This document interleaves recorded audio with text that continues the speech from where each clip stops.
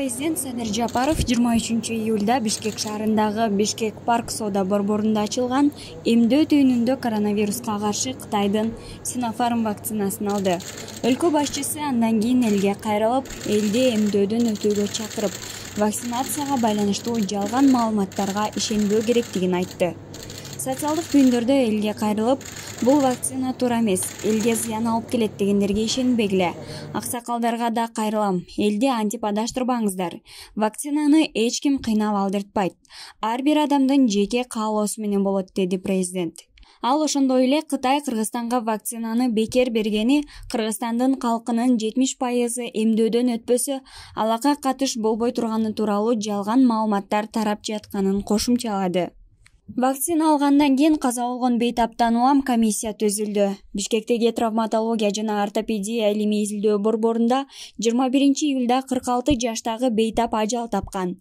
Маркум аялдын жакындары ал 19-июлда Спутник вакцинасын алгандан кийин кечинде абалы начарлап кетип, ооруканага түшкөнүн, ал жакта 2 күндөн кийин көз жумганын айтып чыгышкан.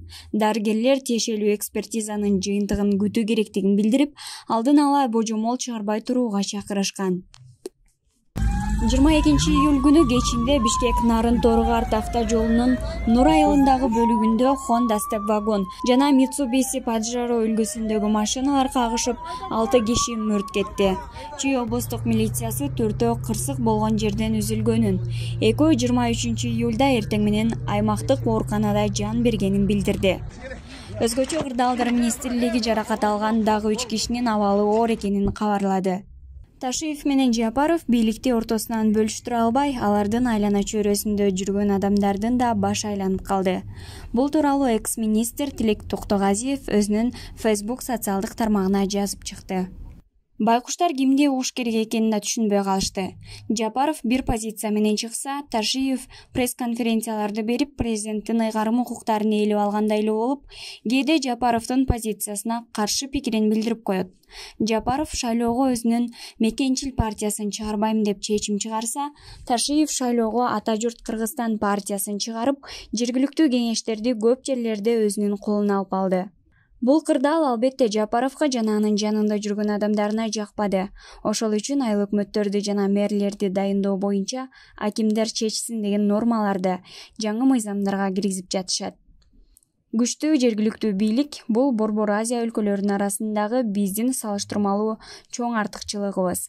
Президенттин мен баарына жооп берем деген саясаты өлкөбүздү чоң туңгуюкка алып келет. Натыйжалуу башкаруунун бирден бир сыры бул жумушту жана жоопкерчиликти туура бөлүштүрүү. Мисал катары үй бүлөнү алалы. Үйдө бүт майда чүйдө маселелерге чейин кийлигишип, диктатор атасы эле баарын чече берсе, аялы да, балдары да жоопкерчиликти өзүнө алгандыгын кандай экенин сезбей да калышат. Чечим чыгаруу жоопкерчиликти өзүнө алуу сапаттары бат эле атрофия болуп жок болот. Мындай үй бүлө туруктуу болобу? Атасы кокустан бир нерсе болуп кетсе, бул үй бүлө менен эмне болот? Биз туруктуу өнүгүүнү кааласак, ар бирибиз өзүбүздүн тагдырыбыз үчүн жоопкерчиликти алганды үйрөнөлү. Эки дос бири-бирине кызганып, канча жылдан бери түптөлүп келаткан жергиликтүү өз алдынча башкаруу системасын талкалай башташты. Ооба, кыталар көп болгон, бирок негизги багыты туура эле болчу. Бара-бара көч оңолот эле. Алдыга баскан жолдон бурулуп, кайра 20 жылга артка кетип бараткандай эле сезилет. Маңкуртка айланбайлы, достор. Өз алдынча башкаруу системасын сөзсүз сактап калалы. Ошол үчүн күрөшөлү.